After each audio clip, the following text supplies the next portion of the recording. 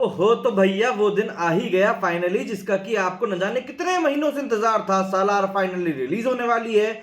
इस समय बज रहे हैं सुबह के 5। अब से कुछ देर में मैं भी इसके फर्स्ट डे फर्स्ट शो देखने के लिए चला जाऊंगा।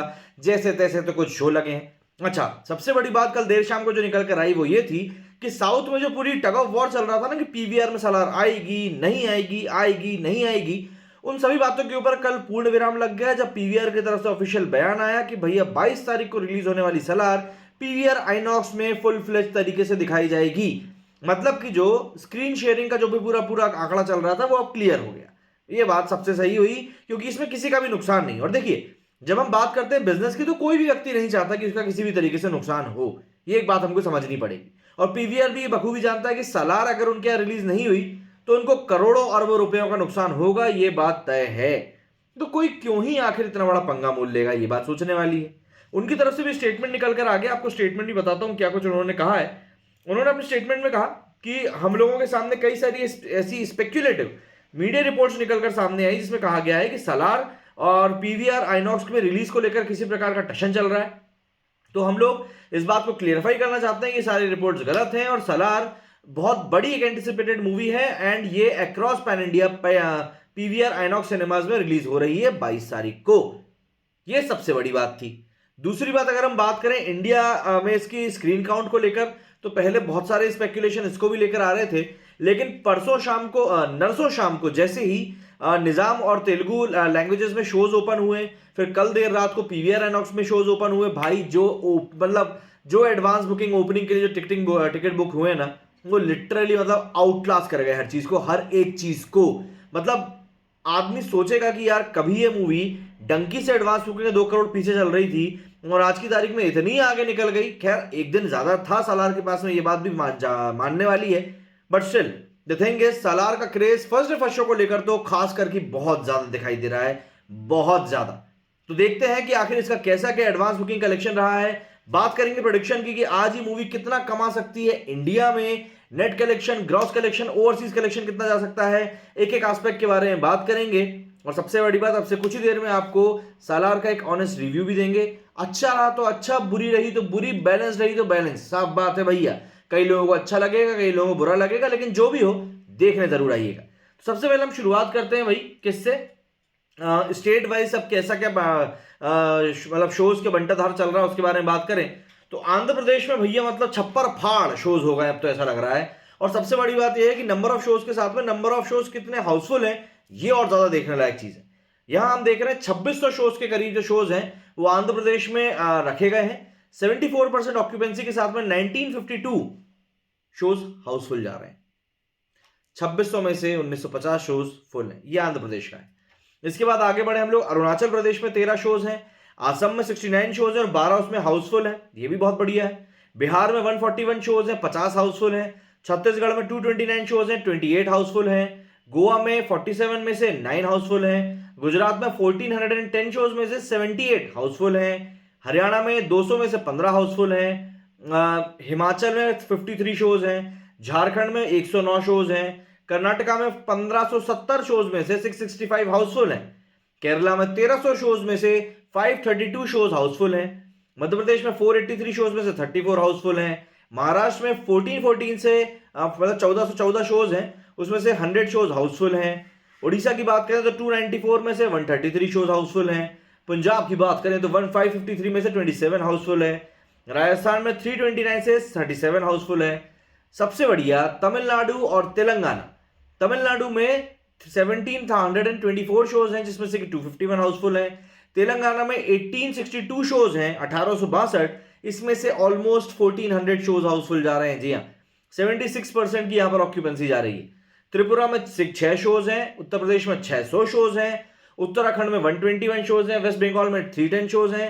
दिल्ली में 767 है और जम्मू कश्मीर में भी 25 शोज हैं।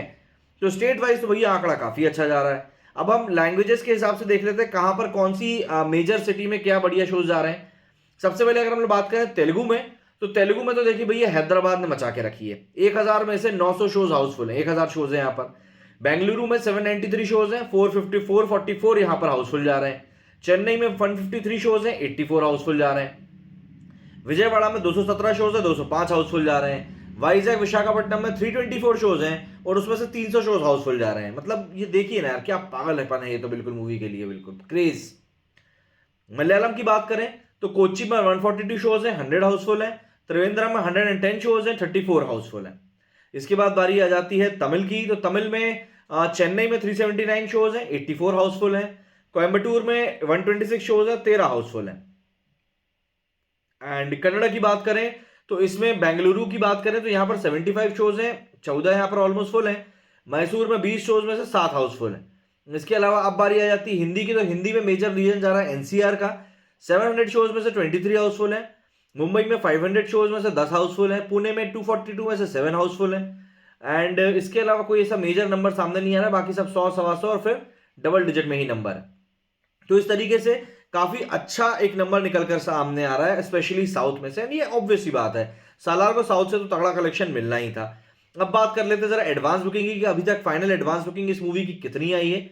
ये जो मैं आपको आंकड़ा बता रहा हूँ ये सुबह 5 बजे के करीब का है, तो उस लिहाज से आप जरा देख लीजिएगा। हो सकता है जब आप लोग उठे और जब ये वीडियो आप तक आए तब तक 7, 7:30, 8, 8:30 तक हो सकता है बच चुका हो जब आप लोग ये वीडियो देखें, तो उस हिसाब से थोड़ा सा वेरी करेगा एडवांस बुकिंग का डेटा, है ना।